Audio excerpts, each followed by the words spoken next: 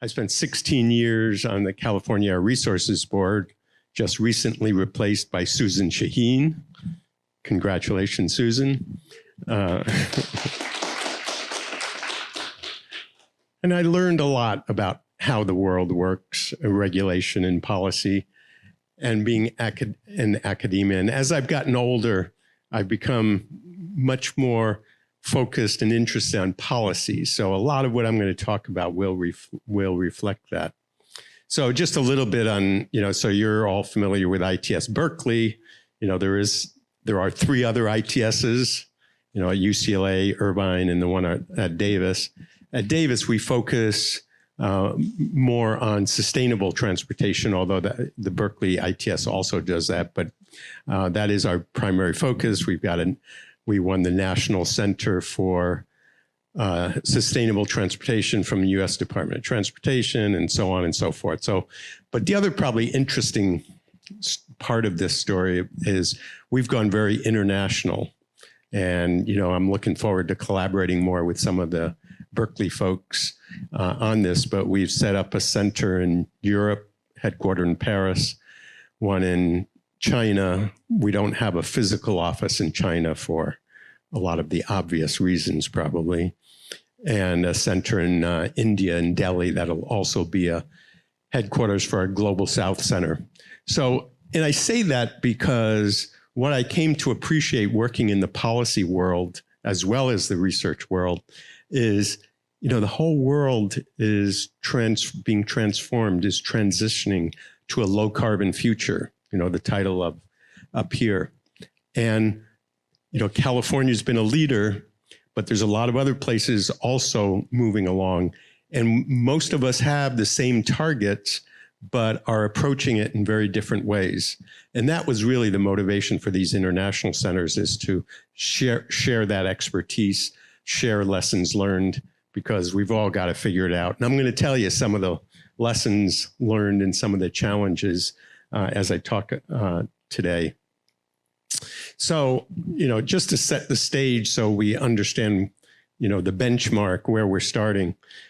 We, and I use the big we here, have created a car culture, a car monoculture. And it started in Los Angeles, spread to the rest of the California, spread to the US, and spread around the world. And others have embraced it, in most cases to a lesser extent. But we have a culture here, a transportation system, which really is so dependent on our cars. And I just have that little graphic I got from a colleague that, just to show, the photo here is, there's an SUV. Nowadays, it's a small SUV. The rest of the world would consider it a big SUV. That person is walking the dog. Now, if that person got out of that SUV and walked the dog, they'd be healthier, there'd be less greenhouse gases, less oil consumption, and it'd be all good. And so the slide down below is just being a little bit funny. That's walking a camel with a vehicle. All right, so, the reality is, I don't want to come across as being pejorative against cars, because the car culture, and when I say cars, I mean light duty vehicles, have really provided so many benefits to our society, to our economy. But it's evolved to the point where it's extraordinarily expensive, resource intensive. And so you see here some statistics, how much money we're spending on roads, how much we spend on our vehicles and fuels, how much oil we use, the climate change that it contributes to. And something else that I think many of us have come to appreciate more is it's really marginalized huge swaths of our population. So one little research project I'm always trying to get someone to do is how many people have been marginalized. So there's the obvious people that are physically limited, young, those that don't have money, the economic means to buy a vehicle. But then you get lots of households. They have three 3 adults in the household or even 2 and only 1 car, but it's not a reliable car. It's breaking down. It's not available. So it's a huge swaths of the population. I'm estimating it about 20% of the population. So there's some of the grad students here, a little research project for you. And this car monoculture that we've created has been exacerbated by the fact that these vehicles keep getting bigger and bigger.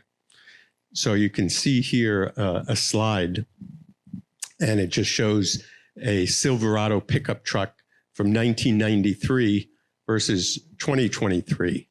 And you can see it's 50% heavier. In fact, that is about the average increase in weight over that time period of our vehicles. So they're bigger, they're heavier. And here's just, you can't forget the Cybertruck and the Hummer, just to have a vivid image of what this vehicle obesity means. So I got the word obesity from The Economist magazine. They first used it a few years ago. I thought that was evocative, although my Detroit friends don't always appreciate it. Okay, so as we talk about decarbonizing transportation, transportation is incredibly complex. And, probably most of you are researchers involved in transportation. And, when you're doing a PhD dissertation or project, you're drilling down on one piece of it. But if we really want major transformations, which is what we're talking about here, for equity reasons, for environmental reasons, and for economic reasons, we've got to appreciate what we're dealing with here. So we have this, I call it complex systems of systems. So there's a little graphic from a colleague of mine, Risa, professor at UC Davis. But I put in a little note at the bottom because I realized as I was thinking about this that when I first came to Berkeley as a graduate student, my first year, I was in a class with Bill Garrison, and he turned out to be my advisor. And I still remember a graphic he put up on the wall and to describe what the transportation system is in terms of users, guideways, vehicles, and all the institutions around it that regulate it, that manage it. And so, at that level, so that really stuck with me. That was like my first week at UC Berkeley. And I note also Wes Churchman, who was a professor in the business school, wrote books on system approaches. My good friend and former advisor, Adib Kanafani, as well, and John Holdren. Before he became really famous, he was a professor here in the energy, and then he became science advisor to President Obama and lots of other accolades. So anyway, we have this really complicated system that we're dealing with. And I'll give you just a little anecdote.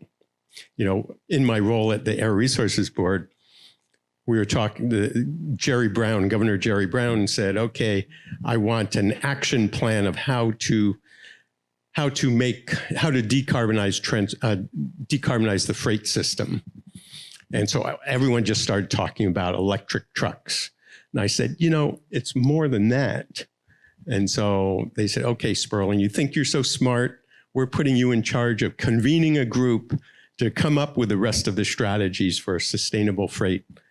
Well, I spent a year, with meetings with Caltrans and shippers and the railroads, truckers. We got nowhere. And because there is no freight system, it is, even within this, it's a system of systems. And so we had no idea that the research didn't exist. The policy understands didn't exist, that if you push here, like you have a carbon tax, something even simple like a carbon tax or a fuel tax, what are the outcomes, through the whole system for consumers, for economy.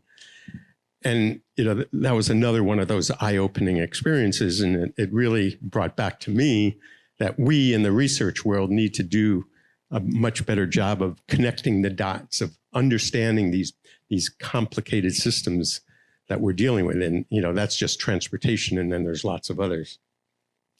All right. So, part of it is as we start looking towards solutions, there's so many tensions going on here. There's the tensions between theory and practice. And those of us in academia appreciate that. What happens in the real world somehow doesn't follow our models very well often. And so there's, the tension there in figuring out how to measure these impacts and how to be able to model and understand these systems. It's cross-disciplinary, it's economics, political science, environmental science, engineering, and there's silos. Human being, the other big course that I took that was so memorable is a course on organizational behavior. When I started, I had worked at EPA for a couple of years and I was in the Peace Corps a couple of years. And I started to appreciate how organizations function or don't. And those of us in the university, at lunch today, Daniel and Alex and I were kind of commenting on, let's call it the functioning and the malfunctioning of the university system. How we work through it. So often we have to come up with workarounds to get things done. And so humans, organizations tend to be very siloed in their thinking. Us academics, we barely work with the people across the hall, never mind Berkeley and Davis or across disciplines. And organizations, the same thing. Government, you just see it. The agencies, they don't really work very closely together. In many cases, not at all. And there's no optimum. We talk about multi-objective functions and so on. There's uneven equity and distributional impact. Anyway, I'm going on and on about how challenging this is. But I am going to talk about what can we do and should be doing and are doing. Okay, so we talk about decarbonizing transportation. This is a graphic I've used for many years, a three-legged stool. And that is, we can improve the vehicles, electrify them mostly, decarbonize the fuels themselves, and reduce vehicle use, vehicle miles traveled. So some of my colleagues get upset at me because I have the VMT leg crooked and weak and fragile. And I used to be sensitive to it, but after many years of trying to actually reduce vehicle use, being involved in both the policy and research, I'm standing my ground. It really is a fragile, weak leg, and it's really hard to do. In the US, and when you get to other countries, it's developing countries, a different story. Okay, so being here in California is in some ways very inspiring and motivating because we in California have the most sophisticated, comprehensive set of policies for decarbonizing transportation and many other sectors, but I'm here focusing just on transportation. And these are just the set of laws and regulations that are key to that we've adopted over the last number of years, most of it the last 20 years.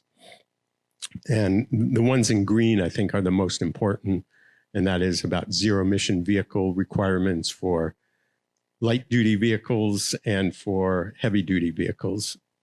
But we have lots and lots of policies and regulations.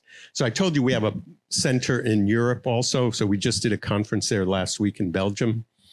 And we had some presentations from the European Commission about what they're doing. And I had, being at the Air Resources Board and being in California, you hear from industry all the time telling us how, we have so much red tape, so many regulations, way too much government. Well, I have to say, looking at what Europe is doing, it puts California to shame in terms of the policy. But as I note here, we have the policies, but it doesn't mean we're actually implementing all of them effectively. All right, so clearly electrification of our vehicles is by far the most important strategy for decarbonizing transportation and reducing air pollution. And I'll get into that in a moment. You know, the other strategy I'll talk about a little bit is, as I mentioned earlier, reducing vehicle use. And we've really tried in many, actually, when I was a graduate student, and okay, I'm really old, 1970s, 1977, I started here. But in the 70s, the US government had already enacted a whole series of policies and strategies to reduce vehicle use. You know, there was one program called TSM, Transportation Systems Management, that one of our colleagues here at Berkeley used to say, too small to matter. David Jones, right? Okay, so I have to say there's a lot of different types of electric vehicles. I've gone through many of them myself. I've had a hydrogen vehicle for a few years, a Tesla, a Nissan Leaf, but my favorite vehicle, this is just so you know, is my bicycle. And I'm very lucky because in Davis, we have a great bicycle system and it's easy to get around and it's safe. I lived up on Grizzly Peak for many years here. And let me tell you, before electric bikes, you would never even think of riding a bike up there. Maybe Daniel would, but okay, so the secret, you know, the key to what's happened here with the success of electric vehicles, to the extent it is, I'll just go into that more, is because of the reduction in battery costs. It's really remarkable.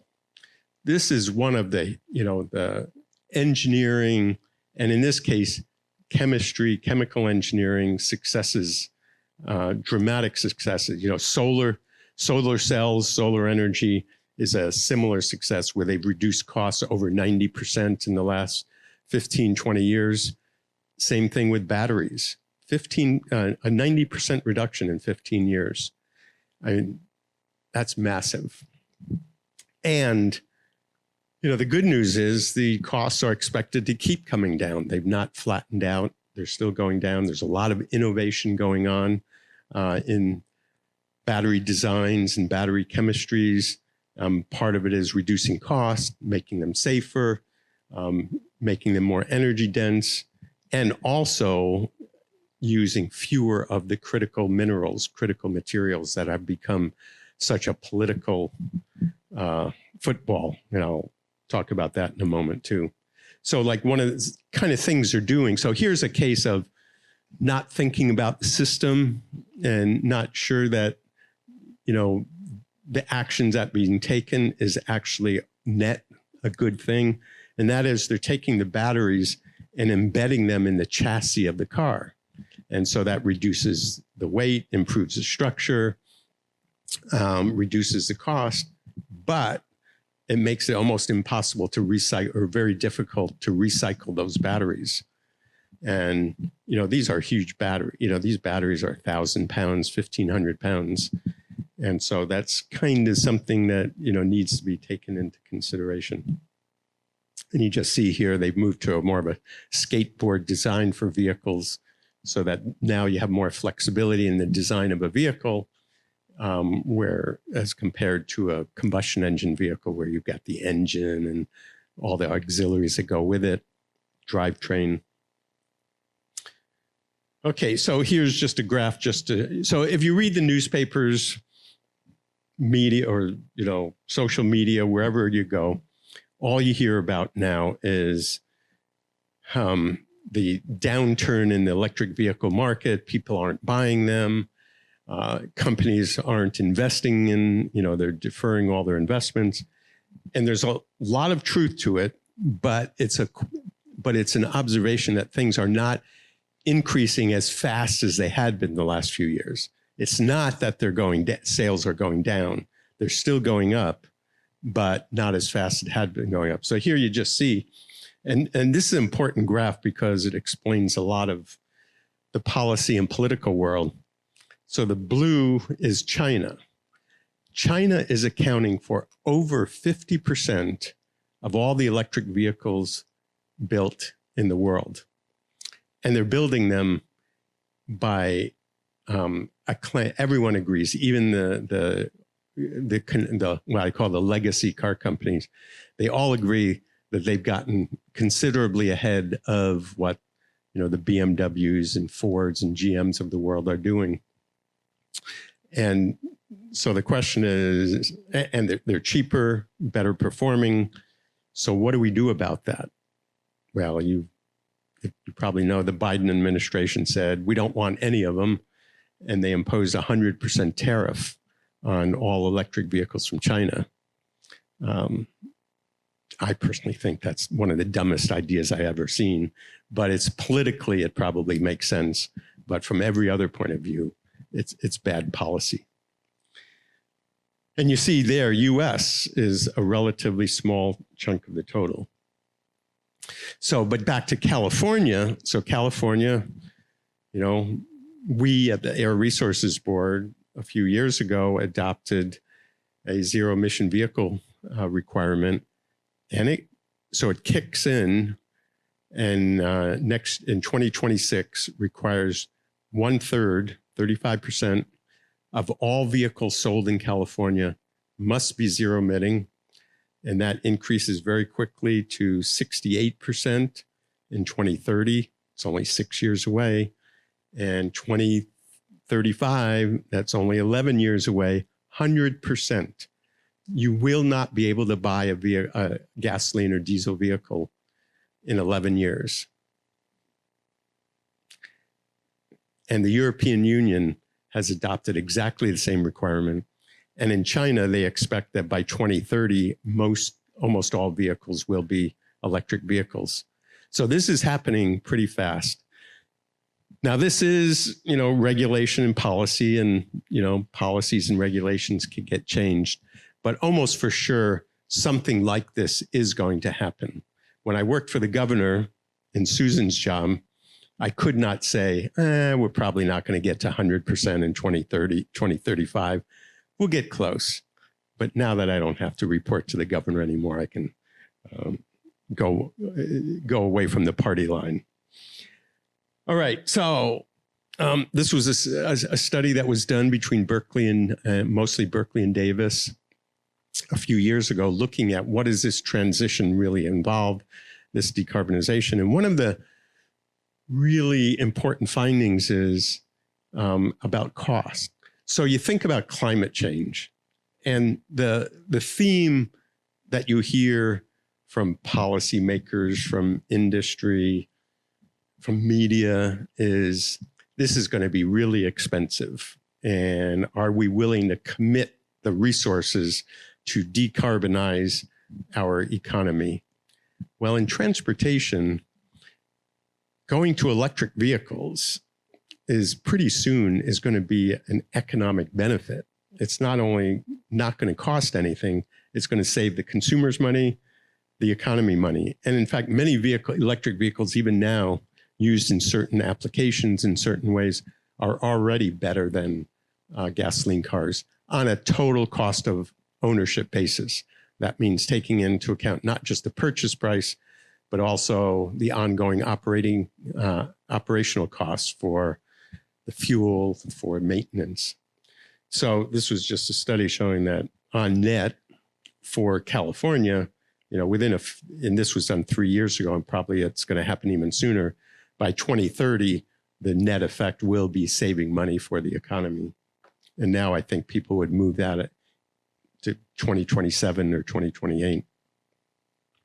So I am talking mostly about light duty vehicles, but I do just want to mention that we're doing basically the same thing with trucks, just lagging a few years. Big trucks, those Class A long haul trucks you see on the road, they're also going to be required to go to zero emission right now the regulation says 2036, but that's one that I really don't believe. But within a few years, but it's headed close to that. So I'm not going to talk about that, but I just tee it up in case anyone wants to ask any questions. All right, so this is the path we're on. There's absolutely no question this is the path we're on.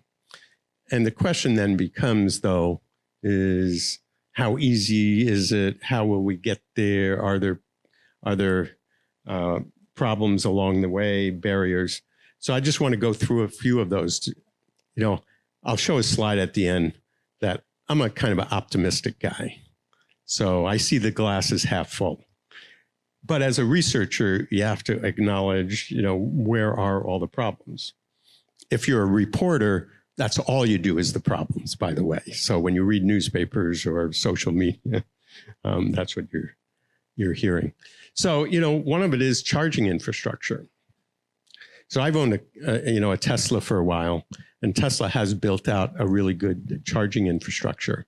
But if you don't have a Tesla, then it's much less reliable. We have a big study from California trying to nail down exactly how reliable it is.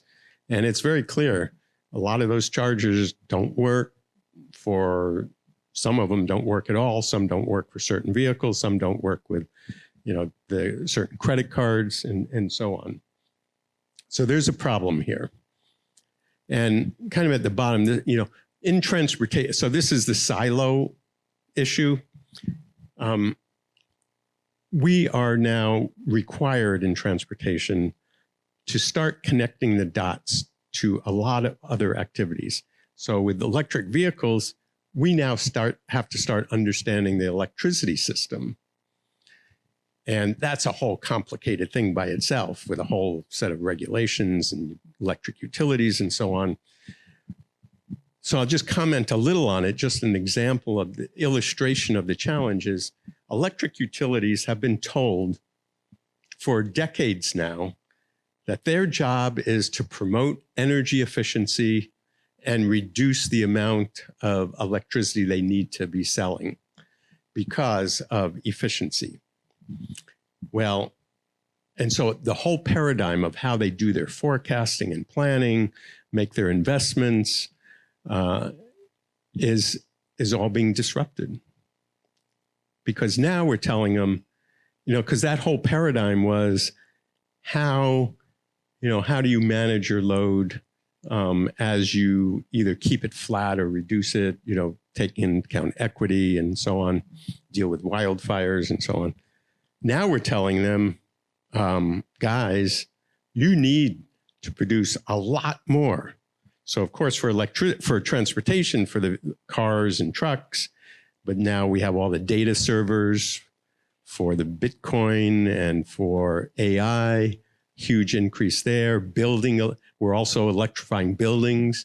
So the electricity system is really being disrupted, but it's not really being disrupted, and that's the problem, because it's managed and regulated in a certain way. So we in transportation need to figure out how do we, in our role, make sure that we do get those chargers built, the transmission lines and the transformers and so on.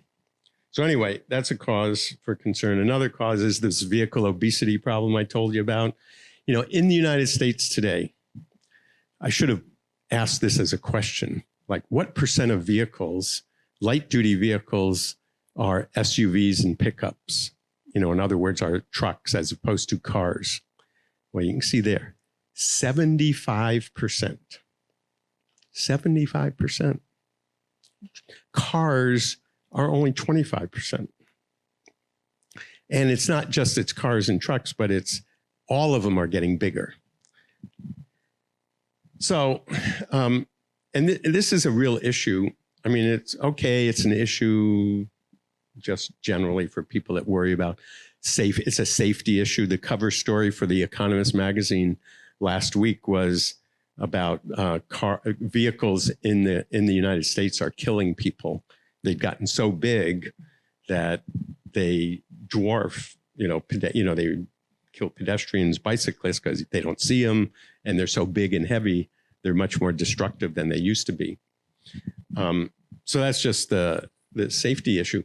But for electric vehicles, it's a huge problem because if you're just going to take an F-150 pickup truck or an SUV and just keep it the way it is or the same size and just put in some batteries, you're adding 1,500 pounds of batteries. You're putting in a massive amount of batteries. The batteries are expensive. They have all those critical materials we worry about, the lithium, the nickel, the cobalt that are in such shortage. And it just adds a lot. It's a lot of cost. So this vehicle obesity problem is really an electric vehicle, translates to exacerbating the electric vehicle challenges. And then we have the US auto industry. Okay, so here I'll ask a question. So the US auto industry about 50 years ago had 90% of the car market. What do you think it is now? It's obviously less. Is it about 70%? How many think it's about 70? 60? 50? Got 150. 40? 30? God, you're all really skeptical. So it's in the low 40s now, but it's shrinking. And so, again, we've created we have an industry now that is building these big cars and trucks, and for them to go electrifying is really a challenge because of all the things I said about putting batteries into these big vehicles. So they are pausing their investments. And as I said, so I'm giving a talk in Detroit and Chicago next week to all the senior executives in the auto industry. So I'm really prepping myself for this talk. But I'm telling them, okay, you're pausing all your investments, you're slowing down your investments, but hey, guys, over in China, they're over 50%. In Europe, they're over 20%. And you can talk about it's not growing as fast, but it's still growing. And you've got regulations starting to kick in, those California regulations. So the California regulation, that's not just for California. 10 to 12 other states, it's now, I think 12 states, have adopted those same requirements. So about a third of the US market is following California with this zero emission vehicle mandate. Okay, so I'm saying, okay, guys, they're mostly guys. Look what you're doing here. You're going to be, retrenching into an isolationist North American island because the electrification is going to happen. So we'll see what they say. And that's the concern is, we're concerned about, rightly worried about jobs and industry in the US, but, here we are allowing one industry to become, more and more isolated, more and more insular, and clearly not prepared to compete in the global market. And then, as I've mentioned a couple of times, is the critical materials, for all these batteries. So this is another big issue you hear about, these critical minerals and materials that are needed. Almost all of them. So some of them are mined in China, but almost all of them are processed in China. So they're mined in Indonesia or Australia, and then they're shipped to China and processed there and then made into batteries. And so, we have this tension, this conflict with China, and yet, how do we do this? How do we move forward? Okay, and then there's the issue of, so then I say, a solution is, okay, let's downsize the vehicle. This is real heresy. Oops, I see what time it is. Okay, I'm going to move quick here, finish it up. So what about hydrogen fuel cells? And so there's a lot of interest in that. I'll just say one thing about it is that I had a hydrogen car for a few years, but fundamentally, as we go to renewable hydrogen, which is what we will be and are going towards, that renewable hydrogen is basically splitting a water molecule using solar energy. But so that's electricity, we're using electricity to split it.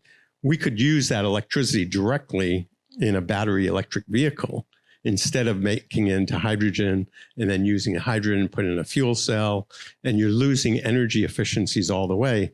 So it's much more energy efficient to use the electricity directly in an electric car and cheaper.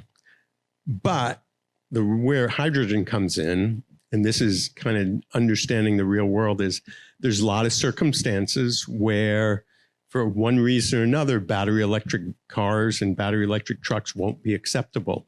I mean, it might be some people just won't do it because for ideological reasons. It's been, electric vehicles have been politicized.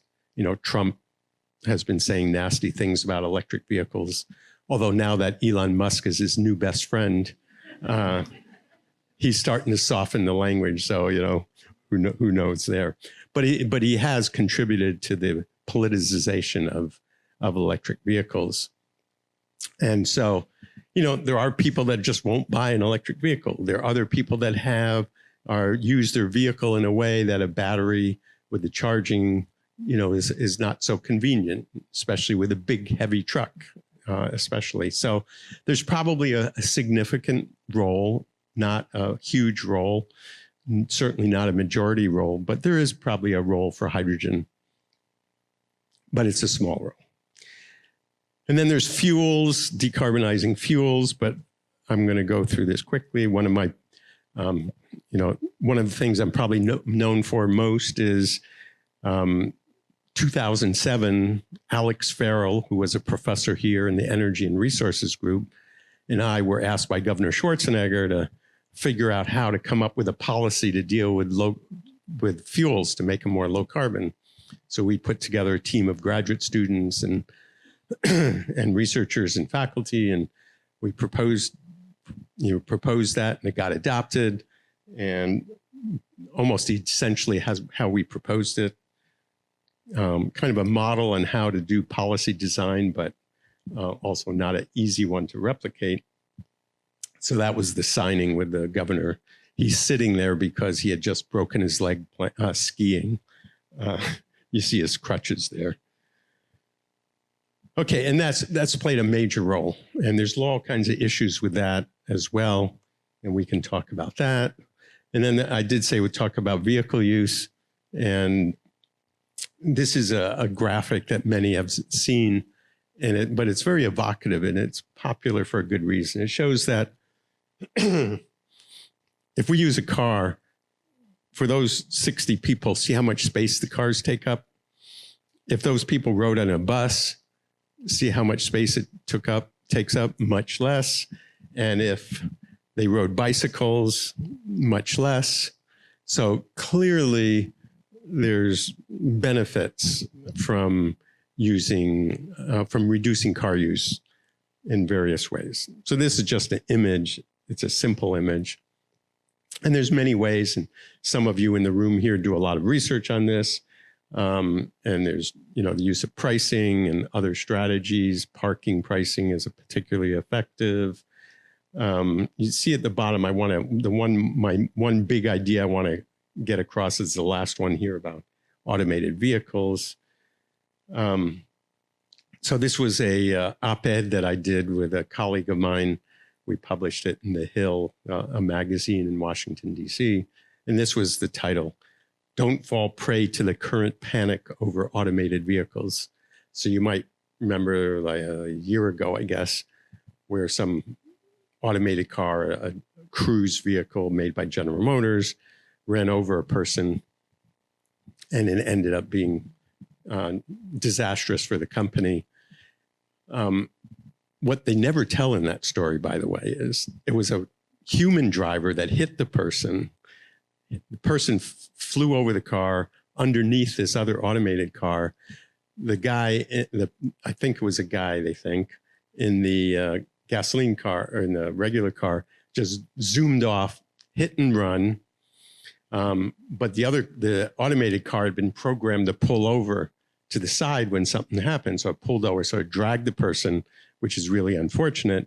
But the whole focus was on this automated car. And so that's kind of the nature of these things. And so there's been a lot of antagonism to it, automated vehicles for a variety of reasons. But, my last big thought here is that if we really are concerned about reducing vehicle use, we don't have, the only real tool we have right now to do that is pricing. raising, making people pay more for driving on roads and for parking. And politicians just don't want to do that. And so we're left with what other options? And I think that shared automated vehicles, pooled automated vehicles with not just holding 2 or 3 people, but 5, 10, 15 is really about the most promising option we have for a major reduction in vehicle use. But there's all kinds of reasons why it's not happening. And so, okay, just to summarize. So as I said, there's lots of hopefulness, there's lots of challenges. And, for those of us in the research world, I think it's really critical for us to focus on what are these critical challenges and really developing the research foundation to understand them better so that we can make progress, so that policymakers have better knowledge and wisdom. Thank you very much.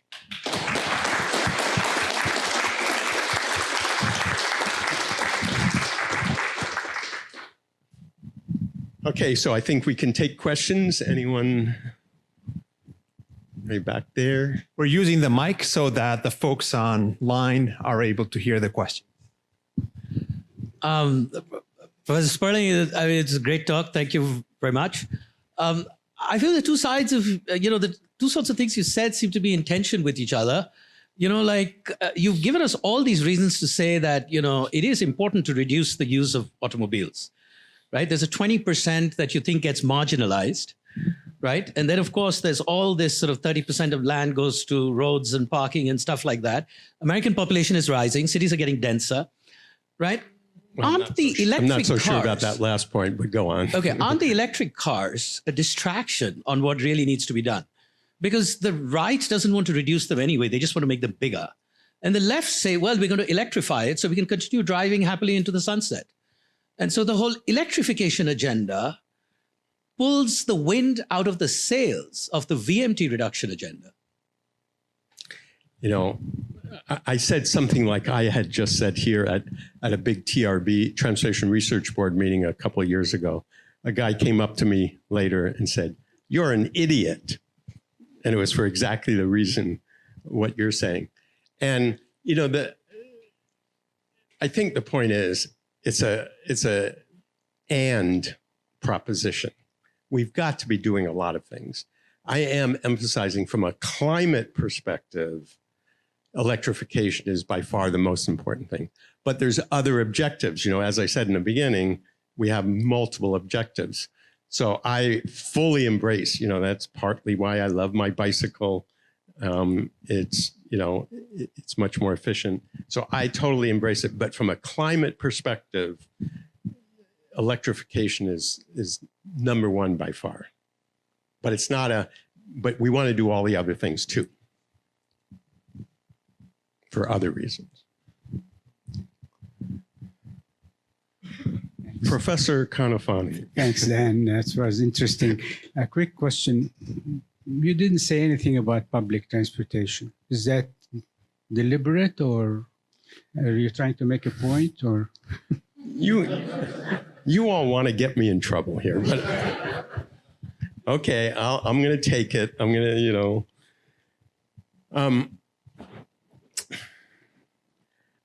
I have lots of colleagues get mad at me for this response that I'm going to give you. And I know I can tell many in this room are going to feel the same way. Public transportation, as we know it, buses and rail, account for less than 2%. It's probably close to 1% of passenger miles traveled in the US now, and in California as well. So it's certainly an essential, important service in downtown San Francisco and major cities, downtown cities. But if you just look at the marginalization issue, so if 20% are marginalized and only 1% have access, then what about those other 19%?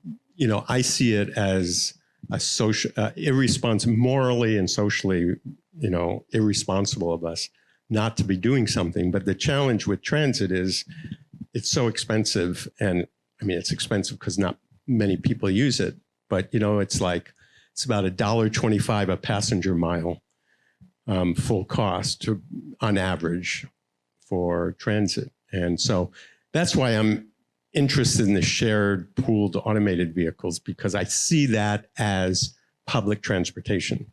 And it's a way of providing low-cost transportation to a much larger group of people at a much lower cost than the current system of transit. So, okay, I know lots of people get mad at me, but okay, next question. This is going to be the last question. That's for sure. Hello, my name is Yvette Torres. I'm a second-year PhD student, but in environmental engineering, but my background is actually in policy on equity. And I have a question. How do we meet regional and cities in this electrification transition, but also lowering VMTs when there's a huge equity gap? Kind of, you were talking about it a bit right now too with the public transit, right? In an area like the Bay Area, there's not easier, but more coherent solutions versus like an area where I'm from in the Inland Empire, where we don't have any reliable transit and freight and supply chain run our transportation. But we don't have incentive for these cities and municipalities and regions to go into electrification. There's still multitudes of gas stations coming in and no infrastructure being set up. So how do we give that incentive on the policy, but also on the research side? Well, the easiest thing would be to do is get rid of the tariffs on Chinese vehicles. You can get those for a Chinese electric car, and a really good one, for $10,000. Okay, not going to happen, at least for a while. So it is a challenge because, like any new product that technology comes in, it's more expensive initially. The cost is coming down. And so, the way, okay, can I give a slightly longer answer to this last question? Okay, so the car market, the vehicle market has also changed in the US. When I was young, most people, even lower middle income people, would buy new cars and they could afford it. And it's also because the cars were much lower quality, so they were junk after 4 or 5 years. And so there wasn't as much of a used car market. So what's happened, which are much less expensive. So that's the way normally you would deal with a lot of these equity issues in terms of access to vehicles. But now we have a car market, a car buying market that has become very concentrated. Like 10% of households buy over half of all the cars. About 25% buy almost all the new vehicles. And the reason for that is because a couple of things. One is the vehicles have gotten bigger and more expensive, but they've gotten bigger and more expensive because they last longer. And so the industry is able to add these things on them, charge higher prices. And the people that are buying them are more affluent.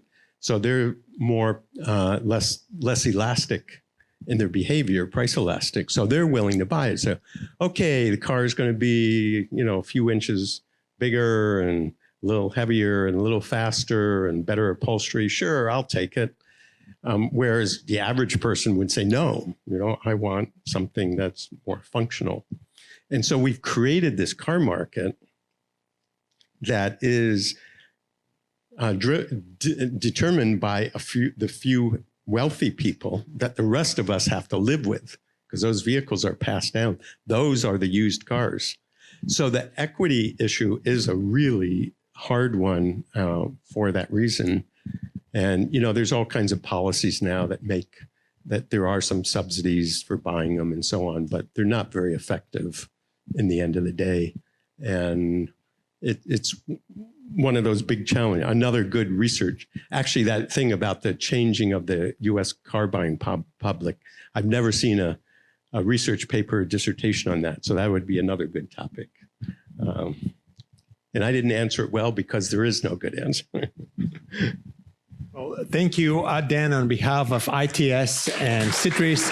Thank you for your time. Thank you for your presentation. To the audience in person, online, thank you for joining us, and we hope to see you in our next joint seminar.